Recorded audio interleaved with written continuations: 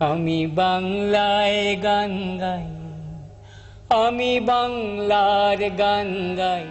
আমি বাংলায় গান গাই গানের নির্মাতা বরেণ্য গীতিকার সুরকার ও ভারতীয় সঙ্গীত শিল্পী প্রতুল মুখোপাধ্যায় মারা গেছেন। শনিবার সকালে কলকাতার SSKM হাসপাতালে চিকিৎসাধীন অবস্থায় শেষ নিঃশ্বাস ত্যাগ করেন তিনি। জানুয়ারির প্রথম সপ্তাহে গুরুতর অসুস্থ হয়ে হাসপাতালে ভর্তি হন এই শিল্পী। এরই মধ্যে তার শরীরে একটি অস্ত্রোপচার হয়। এরপর হার্ট অ্যাটাক করেন তিনি, সেই সঙ্গে আক্রান্ত হন নিউমোনিয়াতেও।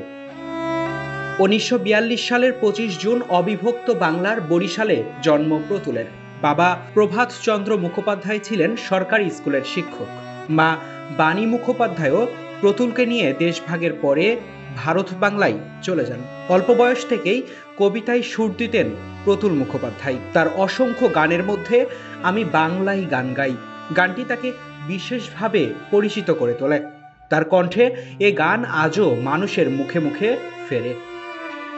হাসপাতালের বিছানায় শুয়েও চিকিৎসকদের আমি বাংলায় গান গাই শোনাতেন তিনি। তবে এই গানটিই গান নয়, প্রতুল সারা জীবন ধরে অসংখ্য মণিমুক্ত সৃষ্টি করে গেছেন। যতদিন বাঙালি শ্রোতা থাকবে এই পৃথিবীতে, বেজে চলবে আমি বাংলায় গান গাই।